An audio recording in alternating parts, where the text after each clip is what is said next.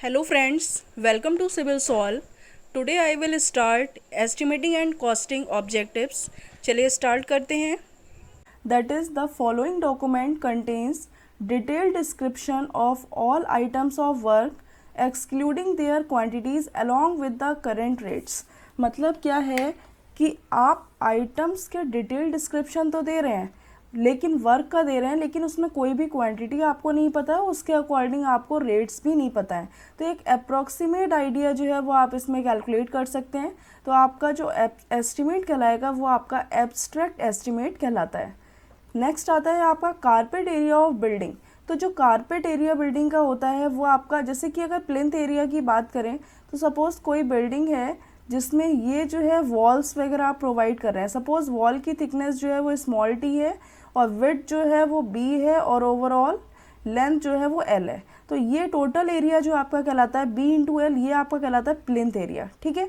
और इसमें जो अगर आप फ्लोर एरिया की जस्ट बात करें तो फ्लोर एरिया आपका हो जाएगा जो भी फ्लोर का एरिया जिसमें आप फ्लोर देख सकते हैं, यानी कि जो वॉल की थिकनेस है उसको एक्सक्लूड कर देते हैं, जैसे कि v minus two T into L minus two T. तो ये आपका फ्लोर एरिया कहलाता है. वही अगर कारपेट एरिया की बात करें तो कारपेट एरिया का मतलब है कि जो भी पासेज वगैरह हैं, इंट्रेंस वगैरह का है, हॉल्स वगैरह हैं, वो सब अगर आप प्लिंथ एरिया में रिड्यूस कर दें तो वो एरिया आपका कहलाता है कारपेट एरिया. यानी plinth area minus circulation area अगर आप कर देते हैं तो वो एरिया आपका बोलता है वो कहलाता है कारपेट एरिया. ऑप्शन सी जो है वो आपका करेक्ट है. नेक्स्ट क्वेश्चन आता है one brick thickness of wall is रफली इक्वल टू. तो जो वन ब्रिक थिकनेस की अगर वॉल है तो वन ब्रिक की थिकनेस वॉल बनानी है, यानी एक ब्रिक की पूरी लेंथ कितनी होती है. अगर आप स्टैंडर्ड बात करें 20 सेंटीमीटर, तो 20 सेंटीमीटर वन ब्रिक मतलब 20 सेंटीमीटर की. तो इतनी थिकनेस आपको रखनी है. तो ओवरऑल वॉल की थिकनेस कितनी हो जाएगी 20 सेंटीमीटर, क्योंकि 20/10/10 अगर आप देखते हैं एक रफली आइडिया हो गया इतना सेंटीमीटर होता है, बल्कि standard size of brick 19 centimetre by 9/9 होता है. तो यहाँ पे कह रहे हैं वन ब्रिक थिकनेस बनानी है वॉल, तो वन ब्रिक मतलब है 20 सेंटीमीटर की आपको वॉल की थिकनेस रखनी है. तो इसकी वैल्यू ऑप्शन सी जो है वो आपका करेक्ट है. नेक्स्ट क्वेश्चन आता है a work costing 20,000 is termed as. तो अगर आपकी वर्क की कॉस्टिंग जो है वो 20,000 है तो किस टाइप का वर्क कहलाता है. तो अगर आपका पेटी वर्क है, स्मॉलर वर्क है, तो इसकी कॉस्टिंग जो है यहाँ पे अगर मैं कॉस्टिंग की बात करूँ तो इसकी कॉस्टिंग 20,000 से ज़्यादा एक्सीड नहीं करती, मतलब लेस देन 20,000 होती है. वही अगर आप माइनर वर्क की बात करते हैं तो माइनर वर्क की जो कॉस्टिंग होती है वो 20,000 से लेकर, यानी 20,000 से तो ज़्यादा होती है बट ओवरऑल 1 लाख से ज़्यादा एक्सीड नहीं करती. ठीक है. तो 20,000 से 1 लाख के बीच में होती है. वही अगर आप मेजर वर्क की बात करते हैं तो मेजर वर्क की जो कॉस्टिंग है वो आपकी ग्रेटर देन होती है 1 लाख. तो इस टाइप के वर्क जो हैं वो आपके कहलाते हैं अब यहाँ पे 20,000 है, इसका मतलब इस टाइप का वर्क आपका कहलाता है पेटी वर्क. नेक्स्ट क्वेश्चन है the floor area are includes the area of balcony up to. तो अगर फ्लोर एरिया में बालकनी का एरिया आप इंक्लूड कर रहे हैं तो कितने परसेंट तक आप अप टू इंक्लूड कर देंगे. तो ये होता है आपका अप टू 50%. तो ऑप्शन डी जो है वो आपका करेक्ट है. नेक्स्ट आता है for 1 square metre single brick flat soling conventional size the number of brick required. तो यहाँ पे आप ध्यान रखिएगा कि फ्लैट सोलिंग का मतलब होता है कि किसी भी ब्रिक को आप फ्लैट जो है वो लेट करा रहे हैं, जैसे कि ये लेंथ हो गई और ये विड्थ हो गई ब्रिक की. ठीक है. तो इस टाइप से आप फ्लैट ब्रिक्स को सोलिंग कर रहे हैं, यानी कि इसको जो है लेयर्स में बिछा रहे हैं, तो ये आपकी फ्लैट सोलिंग कहलाती है. इस टाइप से अगर कर रहे हैं तो नंबर ऑफ ब्रिक्स कितनी रिक्वायर्ड होंगी 1 स्क्वायर मीटर में. तो आपको पता है कि अगर कन्वेंशनल साइज़ की जनरली बात करें तो कन्वेंशनल साइज़ सपोज़ आपने लिया, कन्वेंशनल साइज़ वो साइज़ होता है जो जनरली आप प्रोवाइड करते हैं जिसका एरिया जो है वो रेक्टेंगुलर होता है ना कि स्क्वायर होता है. तो इस केस में इसका साइज़ जो होता है वो होता है आपका 250 बाई 125 बाई 75 mm. ठीक है. ये सारा जो है कन्वेंशनल साइज़ हो गया. तो नंबर ऑफ ब्रिक जो रिक्वायर्ड होती हैं वो आपकी इक्वल हो जाएंगी कि कितना ओवरऑल ब्रिक वर्क है, यानी 1 मीटर स्क्वायर का डिवाइडेड बाई एक ब्रिक के साइज से अगर आप डिवाइड कर दें तो नंबर ऑफ ब्रिक्स आ जाएंगी.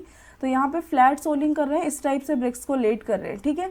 तो आपको पता है कि एक ब्रिक का एरिया कितना कवर हो रहा है L इंटू बी के इक्वल, यानी लेंथ विड्थ और थिकनेस. तो यहाँ पे लेंथ हो गई 250 इंटू 125. तो यहाँ पे मीटर स्क्वायर है, इसको mm में कन्वर्ट कर दीजिए, 10 पावर 6 से मल्टीप्लाई कर दिया, तो ये वैल्यू अप्रॉक्स एग्जैक्ट आ जाती है आपकी 32। तो नंबर ऑफ ब्रिक्स कितनी रिक्वायर्ड होंगी अगर आप फ्लैट सोलिंग कर रहे हैं, दैट इज़ 32। नेक्स्ट क्वेश्चन है the number of bricks required for 1 square metre of brick on edge soling. Edge soling का मतलब है कि जैसे कि कोई ब्रिक है, तो अगर आप ब्रिक की बात कर रहे हैं, सपोज ये इस टाइप की ब्रिक है, ठीक है, तो यहाँ पे क्या हो गया है, ये लेंथ हो गई, ये विड्थ हो गई और ये थिकनेस, यानी इस थिकनेस के अबाउट, एज के अबाउट आपने खड़ा कर दिया। जैसे ये आपकी एज है, ये थिकनेस हो गई और ये लेंथ हो गई, इस टाइप से आपने खड़ा किया ब्रिक को, तब आपने ओवरऑल ब्रिक वर्क कंप्लीट किया। तो 1 मीटर स्क्वायर में कितनी नंबर ऑफ ब्रिक्स रिक्वायर्ड होंगी, तो नंबर ऑफ ब्रिक्स जो होंगी required that will be equal to 1 metre square, यानी कि 10 पावर 6 से मल्टीप्लाई कर दीजिए, डिवाइडेड बाई कितना एरिया एक कवर कर रही है, T इंटू L। तो यहाँ पे L है 250, कन्वेंशनल साइज वही हो गया, थिकनेस कितना है 75। तो इसको जब आप सॉल्व करेंगे तो नंबर ऑफ ब्रिक्स टोटल आपकी आ जाएंगी 54। तो ऑप्शन ए जो है वो आपका करेक्ट है। अगर आप एज सोलिंग करते हैं तो नंबर ऑफ ब्रिक्स आपकी 54 आती हैं, वही फ्लैट सोलिंग करते हैं तो नंबर ऑफ ब्रिक्स की जो क्वांटिटी है वो आपकी नंबर ऑफ ब्रिक्स आती है 32। नेक्स्ट क्वेश्चन है आपका the area of cross section of a road fully is banking shown in the figure is. तो आपको इस टाइप का, इस पर डायग्राम मेंशन नहीं है, डायग्राम आपका कुछ इस टाइप का गिवन है क्वेश्चन में कि आपका जो एरिया है क्रॉस सेक्शन का वो फुल्ली बैंकिंग में है, ठीक है, जहाँ पर आपको इसकी जो मीन डिस्टेंस है, डेप्थ है, वो आपकी स्मॉल डी है, और यहाँ से जो टोटल विड्थ है ये आपकी 2 टाइम्स ऑफ बी है, और ये जो रेशियो है ये S/1 है, ये रेशियो S/1 है, और इसका जो स्लोप है ये आपका है R/1, ठीक है। तो अब ये पूछ रहे हैं कि एरिया ऑफ क्रॉस सेक्शन क्या होगा, तो ये आपने कॉन्सेप्ट में पढ़ा हुआ है कि अगर इस टाइप का केस आता है या फुल्ली इन बैंकिंग या फुल्ली इन कटिंग का केस होता है, तो फुल्ली इन कटिंग के केस में आपका कुछ इस टाइप का रहता है। तो यहाँ पे वही सेम चीज़ हो गई, ये मीन डेप्थ हो गई S, ये आपकी 2B हो गई, ये S/1 हो गया, और ये आपका R/1 है। तो फुल्ली इन बैंकिंग या फुल्ली इन कटिंग का अगर केस आता है तो एरिया ऑफ क्रॉस सेक्शन जो है वो आपका होता है SB² plus R² 2 times of BD plus SD whole square divided by R² minus S²। तो ऑप्शन ए जो है वो करेक्ट है। बस इतना ध्यान रखिएगा, जैसे कि यहाँ पे स्क्वायर है तो यहाँ भी स्क्वायर है, यहाँ स्क्वायर है तो यहाँ पर S⁵ लिख दिया, यहाँ स्क्वायर है तो सिर्फ 1 है। तो इस टाइप के केस में सिर्फ R² माइनस S² यानी एक ही टाइप की वैल्यू को आप यूज़ करते हैं। तो ऑप्शन ए जो है वो आपका करेक्ट है। नेक्स्ट क्वेश्चन है द मोस्ट रिलायबल एस्टिमेट कौन सा है। तो मोस्ट रिलायबल एस्टिमेट जो है वो आपका डिटेल्ड एस्टिमेट होता है, क्योंकि इसमें हर आइटम्स की जो रेट्स होते हैं उनके अकॉर्डिंग आप कैलकुलेट करते हैं आइटम वाइज, तो इसलिए जो है सबसे ज़्यादा रिलायबल है और सबसे ज़्यादा डिटेल्ड में जो है आप इसकी एस्टिमेट को करते हैं। नेक्स्ट क्वेश्चन है आपका the ratio of dry volume of cement concrete to the wet volume of cement concrete.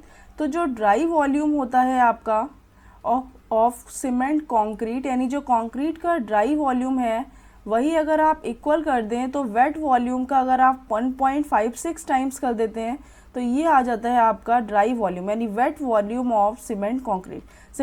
Wet volume में अगर 1.56 से मल्टीप्लाई कर देंगे तो ड्राई वॉल्यूम जो है वो आपका सीमेंट कॉन्क्रीट का ज़्यादा होता है। तो ऑप्शन बी जो है वो आपका करेक्ट है, क्योंकि यहाँ पर डायरेक्टली 1.5 टाइम्स अप्रॉक्सीमेटली लिया गया है। वही अगर पूछते हैं the ratio of dry volume of cement mortar to the wet volume of cement mortar, तो जो ड्राई वॉल्यूम होता है सीमेंट मोल्टार का वो आपका 25% ज़्यादा होता है comparatively wet volume of cement mortar के, तो ये हो जाएगी वैल्यू 1.25। ऑप्शन ये करेक्ट है आपका। Volume of 1 bag of cement is approximately, तो अगर आपको वॉल्यूम निकालना है 1 बैग ऑफ सीमेंट में, तो आपको पता है 1 बैग जो वो कंटेन करता है 50 kg ऑफ सीमेंट, तो 50 kg सीमेंट है, और जो डेंसिटी ऑफ सीमेंट होती है वो आपको पता है 1440 kg पर मीटर क्यूब, ठीक है।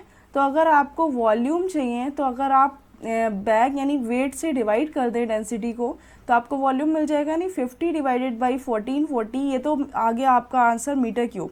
अब आपको लीटर में कन्वर्ट करना है तो 1440 लीटर में कन्वर्ट करने के लिए आपको पता है कि अगर आप यहाँ पे 10⁻6 से मल्टीप्लाई कर दें तो ये क्या आ जाएगा आपका सेंटीमीटर क्यूब में, और सेंटीमीटर क्यूब में इसको मल्टीप्लाई कर दें 10⁻³ से तो ओवरऑल आपका लीटर में आ जाएगा, क्योंकि 1 litre equal to 1000 centimetre cube होता है।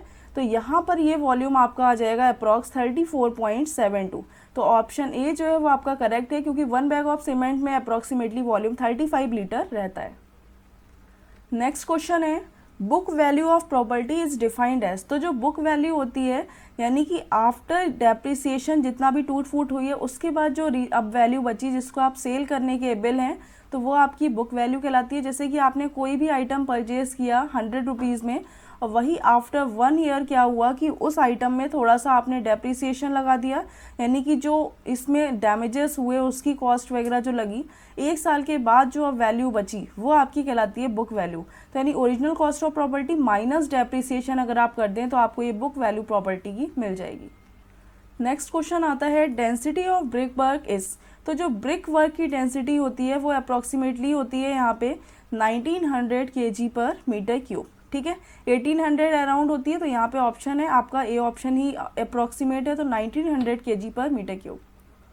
तो जो टोटल फ्लोर एरिया रेशियो जो होता है वो आपका रेशियो होता है रेशियो ऑफ बिल्टअप एरिया, यानी कि जितना भी एरिया यूजेबल फ्लोर एरिया था वो टोटल अमाउंट में जितना एरिया है वो आपने ले लिया टू द फ्लोर एरिया जितना आप यूज़ कर रहे हैं, यानी कि जिस पर बिल्डिंग स्टैंड कर रही है, तो उसका रेशियो आपका कहलाता है फ्लोर एरिया रेशियो। तो ये रेशियो होता है built up area to floor area का। तो ऑप्शन ए आपका करेक्ट है। The annual installment I of the sinking fund S over an years and I rate of interest may be calculated from the following formula। तो ये जो sinking fund calculate करते हैं formula होता है I equal to S into I divided by 1 plus I to the power n minus 1। तो ये formula जो है आप सिंकिंग फंड के लिए यूज़ करते हैं, तो ऑप्शन ए आपका करेक्ट है। नेक्स्ट क्वेश्चन है कि एबव फिगर आपको रिप्रेजेंट कर रहा है plan and section of excavation layout. ये आपका प्लान है और ये सेक्शन है, जब आप यहाँ पे कट करते हैं तो ये आपको सेक्शन मिलता है। The volume of earthwork in the excavation of foundation trench. तो ये आपने इतना एरिया जो है आपने एक्सकवेट कर दिया, ठीक है, और एक्सकवेट जो किया जिसमें बॉटम तक जो आपने एक्सकवेट किया वो इतनी लेंथ तक करते गए, यानी कि इस टाइप से पूरी लेंथ तक आपने एक्सकवेट किया एक लेंथ में, फिर दूसरे साइड किया, फिर तीसरे साइड, फिर चौथे साइड। ठीक है, तो आपको जो है ये एरिया कैलकुलेट करना है। तो या तो आप ऐसा कर सकते हैं कि इसको डिवाइड कर दीजिए इस पार्ट्स में, यहाँ तक या यहाँ से यहाँ तक, यानी कि अगर यहाँ पे आप बात कर रहे हैं तो विड्थ और ये जो डेप्थ है बॉटम में आ रही है, तो ये विड्थ कितनी है 80 सेंटीमीटर। तो ये आपकी 80 सेंटीमीटर है, यानी कि इसको 0.8 मीटर बोल सकते हैं, और यहाँ पे भी आपकी 0.8 मीटर है। ठीक है, तो अगर आप इसका पूरा एरिया और इसका पूरा एरिया निकाल लें तो कितना आ जाएगा आपको पता है। सपोज़ ये एरिया हो गया आपका A1 और ये एरिया भी A1 हो गया, ट्वाइस ऑफ A1। ये एरिया सपोज़ यहाँ से यहाँ तक जो है वो आपने इतना मान लिया A2 है, और ये एरिया भी आपका A2 है। तो जो वॉल्यूम होगा वो टोटल कितना होगा, यानी कि ये वॉल्यूम सपोज़ ये V1 है, यानी कि V1 twice of V1 plus twice of V2 अगर आप करते हैं टोटल वॉल्यूम ऑफ एक्सकवेशन आ जाएगा। अब यहाँ पे आपको निकालना है वॉल्यूम। तो सबसे पहले तो इसका जो ट्रेंच का एरिया है ये सेक्शन का कितना है 0.8 इंटू 0.6 मीटर। तो ये हो गया 0.8 इंटू 0.6 इंटू अगर लेंथ से मल्टीप्लाई कर दें, टोटल लेंथ कितनी है 4 मीटर, यहाँ से यहाँ तक की जो लेंथ है वो 4 मीटर है, तो ये आपने मल्टीप्लाई कर दिया इंटू 2 टाइम्स, क्योंकि इधर का वॉल्यूम और इधर का वॉल्यूम सेम है, 2 टाइम्स कर दिया, तो ये आपका ट्वाइस ऑफ V1 आ गया। प्लस अब इतना एरिया निकालना है, तो क्रॉस सेक्शनल एरिया तो कितना है 0.8 इंटू 0.6 इंटू लेंथ कितनी कंसीडर करनी है, सिर्फ इतनी लेंथ कंसीडर करनी है, यानी टोटल 6 में से 0.8 और 0.8 यानी 1.6 जो है वो अगर आप माइनस कर दें तो ये लेंथ आ जाएगी, यानी कि 6 माइनस 1.6 ये आपने माइनस कर दिया इंटू अगर आपने इसमें 2 टाइम्स किया। ठीक है, तो अगर 2 टाइम्स कर देंगे तो आपको ओवरऑल टोटल वॉल्यूम ये मिल जाएगा। तो इसको जब आप सॉल्व करेंगे तो एग्जैक्ट वॉल्यूम आपका आ जाएगा 8.064 क्यूबिक मीटर। आप इसको किसी भी टाइप से कर सकते थे, चाहे आप सेंटर लाइन मेथड से कर सकते हैं, कि जैसे कि ये एरिया है अगर आपका, ठीक है, तो इसमें आपने क्या किया, जस्ट इसको सेंटर लाइन से कर दिया, यानी ये सारी वैल्यूज़ जो है वो आपने कैलकुलेट करनी, इतनी इतनी ये और ये, तो आपका टोटल एरिया वो भी वॉल्यूम जो है वो भी एग्जैक्ट आ जाएगा। अदरवाइज इस टाइप से ब्रेक करके भी आप कर सकते हैं। नेक्स्ट क्वेश्चन है the measurement is made is square metre is in case. तो मेजरमेंट जो है is not made is square metre, कौन सा मेजरमेंट स्क्वायर मीटर में नहीं करते हैं, तो आपको पता है डीपीसी आप स्क्वायर मीटर में करते हैं, फॉर्म बॉय, कॉन्क्रीट, जैफरीज जो है ये सब आप स्क्वायर मीटर में करते हैं अडॉप्ट। तो ये आरसी छज्जा अगर आप बात करते हैं तो इसको आप स्क्वायर मीटर में ना करके मीटर क्यूब में करते हैं, तो आरसी छज्जा ऑप्शन डी जो है वो आपका करेक्ट है। In construction of partition and जाफरी the brick work is measured in, तो आपने ये पढ़ा है पहली वीडियो में आपकी एस्टिमेटिंग कॉस्टिंग की। तो अगर आप पार्टीशन और जाफरी का ब्रिक वर्क कंस्ट्रक्ट कर रहे हैं तो इसको जो मेज़र करते हैं आप वो करते हैं मीटर स्क्वायर में। नेक्स्ट क्वेश्चन है the minimum width of a septic tank is either as, तो यहाँ पे जो है मिनिमम विड्थ होती है सेप्टिक टैंक की वो कितनी होती है 75 सेंटीमीटर आप कंसीडर करते हैं, ये आपकी मिनिमम विड्थ होती है। The rate of an item of work depends upon, तो रेट ऑफ किसी भी आइटम का जो है रेट डिपेंड करता है स्पेसिफिकेशन ऑफ वर्क पर, मटेरियल कैसा है कि स्पेसिफिकेशन क्या है, मोल्टार का प्रपोर्शन कितना ले रहे हैं, सभी चीज़ें अगर आपको पता होंगी तभी आप किसी वर्क के आइटम का रेट कैलकुलेट कर पाएंगे। नेक्स्ट क्वेश्चन है आपका the plinth area of a building not includes, तो जो प्लिंथ एरिया होता है वो क्या इंक्लूड नहीं करता, प्लिंथ एरिया आपका टोटल एरिया होता है जिसमें वॉल वगैरह इंक्लूडेड होती हैं। तो area of wall at floor level, lift and wall including landing, सारी वॉल्स वगैरह इंक्लूड करते हैं। कोर्टयार्ड एरिया जो है वो आपका इंक्लूड नहीं होता है, ठीक है। बाकी जो है एरियाज आप इंक्लूड कर लेते हैं प्लिंथ एरिया में। नेक्स्ट क्वेश्चन है the quantity of would for the shutters of doors and Windows is calculated, तो डोर्स और विंडोज़ के शटर्स के लिए जो क्वांटिटी वुड वर्क की आप इंक्लूड करते हैं वो कैलकुलेट की जाती है मीटर स्क्वायर में, स्क्वायर मीटर में आप इसको कैलकुलेट करते हैं। नेक्स्ट क्वेश्चन है the plan of a building is in the form of square with centre line dimension, जैसे कि सपोज ये प्लान है किसी बिल्डिंग का, ठीक है, ये इसकी वॉल्स हैं, तो जो आउटर वॉल्स हैं इनकी सेंटर लाइन डायमेंशन, यानी कि ये वॉल्स हो गई आपकी यहाँ पे प्लेस कर रहे हैं, इनकी ये सेंटर लाइन डायमेंशन यहाँ तक की आपको गिवन है, ठीक है। तो ये जो डायमेंशन है आपकी ये ओवरऑल गिवन है यहाँ से यहाँ तक 14.7 मीटर और ये यहाँ से यहाँ तक गिवन है 14.7 मीटर। आप बोल रहे हैं thickness of the wall in super structure, जो 0.3 मीटर ये थिकनेस है, यानी यहाँ से यहाँ तक की वॉल की थिकनेस 0.3 है, तो ये कितनी हो गई 0.15 और इधर 0.15, यानी टोटल अगर आप देखें तो कितनी हो गई 0.3 ऐड कर देंगे तो 15 मीटर और ये हो गई आपकी टोटल 15 मीटर। तो प्लिंथ एरिया तो आपका यही होता है इंक्लूडिंग वॉल थिकनेस वगैरह, टोटल एरिया जो है वो आपका प्लिंथ एरिया कहलाता है। तो इसको अगर आप मल्टीप्लाई करें 15 × 15 को तो ऑप्शन डी जो है वो आपका करेक्ट है, 225 मीटर स्क्वायर जो है वो आपका प्लिंथ एरिया है। नेक्स्ट क्वेश्चन है the dam proof course is measured in, तो डीपीसी की यूनिट क्या होती है मीटर स्क्वायर, इसका मतलब है कि एरिया के टर्म में आप मेजर करते हैं, वही वॉल्यूम होता है, इसका मतलब है मीटर क्यूब, ठीक है। तो यहाँ पे एरिया के टर्म में इसको मेजर करते हैं, ऑप्शन बी आपका करेक्ट है। The most reliable estimate is, तो मोस्ट रिलायबल एस्टिमेट आपको पता है डिटेल्ड एस्टिमेट होता है। नेक्स्ट क्वेश्चन है the concrete work for the following part of a building of specified thickness is measured in square metre, तो इसमें कौन सा वर्क जो स्क्वायर मीटर में मेजर करते हैं, फ्लोर को भी स्क्वायर मीटर में, डीपीसी, वॉल पैनल्स, ये सारे स्क्वायर मीटर्स में मेजर होते हैं। तो ऑप्शन डी जो है वो आपका करेक्ट है, all of the above. The wood work should be measured to nearest, तो वुड वर्क जो मेजर करते हैं अप्रॉक्स एक्यूरेसी के साथ 0.002 मीटर की एक्यूरेसी के साथ जो है आप इसको मेजर करते हैं। नेक्स्ट क्वेश्चन है आपका which of the following tax generally not applicable to residential building, कौन सा टैक्स रेसिडेंशियल बिल्डिंग के लिए एप्लीकेबल नहीं है। म्यूनिसिपल टैक्स जो है आप रेसिडेंशियल बिल्डिंग के लिए अप्लाई करते हैं, प्रॉपर्टी टैक्स और वेल्थ टैक्स। सेल्स टैक्स जो होता है कोई भी आप सेल करते हैं तो उसका रेसिडेंशियल बिल्डिंग के लिए टैक्स आपका एप्लीकेबल नहीं होता है। The value of demolished material is known as, जिसका आप कोई यूज़ नहीं है उस मटेरियल की जो वैल्यू होती है वो आपकी क्या कहलाती है, वो कहलाती है स्क्रैप वैल्यू, जिसको आप कबाड़ वगैरह में जंक में भेज देते हैं तो वो आपकी स्क्रैप वैल्यू कहलाती है। नेक्स्ट क्वेश्चन है एन एस्टिमेट इज, एस्टिमेट होता क्या है। एक एस्टिमेट का मतलब है कि जब भी कोई भी कंस्ट्रक्शन शुरू होने से पहले एक आप अप्रॉक्स बजट या आइडिया बना लेते हैं कि इसकी कॉस्ट कितनी होगी, वो आपका एस्टिमेट कहलाता है। यानी कि एक प्रोबेबल कॉस्ट है arrived at before construction, construction से पहले जो कॉस्ट आप अराइव कर रहे हैं वो आपकी कहलाती है एस्टिमेट। नेक्स्ट क्वेश्चन है administrative head of public works department who is directly responsible to government, तो आपको पता है सबसे कम पोस्ट एई, उसके बाद जो प्रमोटेड होती है that will be executive engineer, then उसके बाद आप एससी, उसके बाद जो लास्ट में आते हैं चीफ इंजीनियर। तो चीफ इंजीनियर सबसे बड़ी पोस्ट है जो कि डायरेक्टली गवर्नमेंट से रिस्पॉन्सिबल होती है, तो ऑप्शन डी जो है वो आपका करेक्ट है। The dam proof course of uniform thickness in a building having walls of different widths is measured in. तो हमेशा DPC को मेज़र करते हैं मीटर स्क्वायर में. नेक्स्ट क्वेश्चन पूछ रहे हैं कि the plan of a building is in the form of a rectangle with centre line dimension outer walls जो है 10.3 और 15.3 है.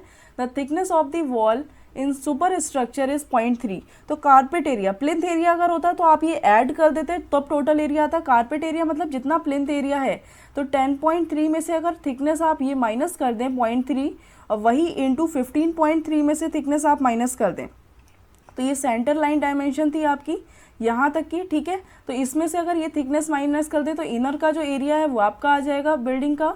तो इसको जब आप सॉल्व करेंगे तो 10 इंटू 15, तो एरिया आपका आ जाएगा 150 मीटर स्क्वायर. वही अगर यहाँ पे प्लिंथ एरिया पूछ रहे होते तो आप क्या करते, जो भी वॉल की थिकनेस है और इंक्लूड कर देते. इसका मतलब है 0.3 ऐड करके 10.6 इंटू 15.6 को मल्टीप्लाई करते, वो आपका आ जाता प्लिंथ एरिया. नेक्स्ट क्वेश्चन है the cross section of a road partly in banking and partly in cutting is shown in figure following figure the area of shaded portion. तो जैसे कि इस टाइप का है आपका कि कुछ पार्ट जो है वो आपका बैंकिंग में है, कुछ पार्ट जो है वो आपका कटिंग में. ठीक है, तो इस टाइप का ओवरऑल सिस्टम है यहाँ पे. तो यहाँ अगर आप बोल रहे हैं इसकी यहाँ से यहाँ तक की जो विड्थ है, अगर इसका हाफ किया आपने तो ये विड्थ जो है आपकी आ गई B, और फिर यहाँ से यहाँ तक की जो विड्थ है वो आपकी आ गई B. ठीक है, और ये जो रेशियो है ये S:1 है, और ये आपका S:1 यहाँ पे रेशियो है. इसका जो स्लोप है ये जो जा रही है वॉल, इसका R:1 है. ये आपका शेडेड एरिया है, इसका आपको पूछ रहे हैं कि क्रॉस एरिया जो है शेडेड पोर्शन का बताना है. ठीक है, तो ओवरऑल क्या हो जाएगा फॉर्मूला, यहाँ पे अगर आप देखते हैं तो इस टाइप का केस अगर आता है तो आपको पता है फॉर्मूला क्या होता है, half into B minus RD whole square divided by R minus S. तो ये हाफ होता है, 1/3 नहीं होता. ऊपर से यहाँ पे B minus RD whole square होता है. तो ऑप्शन ए जो है वो आपका करेक्ट है. नेक्स्ट क्वेश्चन है आपका using straight line method annual depreciation is equal to. तो जो एनुअल डेप्रिसिएशन होता है वो आपकी होती है ओरिजिनल कॉस्ट जितनी है माइनस स्क्रैप वैल्यू अगर आप माइनस कर दें divided by total life in a year. ठीक है, लाइफ कितनी है ईयर में, तो वो आपकी मतलब ईयर में अगर आप निकाल रहे हैं कितने साल जो है वो लाइफ है, तो वो आपका कहलाता है डेप्रिसिएशन. क्योंकि आपको पता है कि सपोज ओरिजिनल जो आपने खरीदी थी वो कॉस्ट कितनी थी 100 रुपीज़, और वही जो उसको आपने बेचा सपोज वो बेचा आपने 20 रुपीज़ में, तो कितना खर्चा आ गया. यानी डेप्रिसिएशन मतलब क्या है, आपका कितना यूज़ हो गया, तो ये सपोज हो गया 80, और कितनी लाइफ में सपोज अगर 4 ईयर्स में अगर आपने देखा तो ये इतना आ जाएगा आपका डेप्रिसिएशन. यानी पर ईयर डेप्रिसिएशन अगर आप देखेंगे तो 20 रुपीज़ आ जाएगा. तो ऑप्शन डी जो है वो आपका करेक्ट है, original cost minus scrap value divided by life in a year. Next question है आपका the value of the property during its useful life based on purchase value and depreciation. यानी जिसको आप परचेज कर सकते हैं वो वैल्यू प्रॉपर्टी की यूजफुल लाइफ के अंडर में, तो वो प्रॉपर्टी वो वैल्यू आपकी कहलाती है बुक वैल्यू. ठीक है, जिसको आप इजीली परचेज कर सकते हैं, जो कि डेप्रिसिएशन और परचेज वैल्यू दोनों पर ही बेस्ड होती है. तो ऑप्शन सी जो है वो आपका करेक्ट.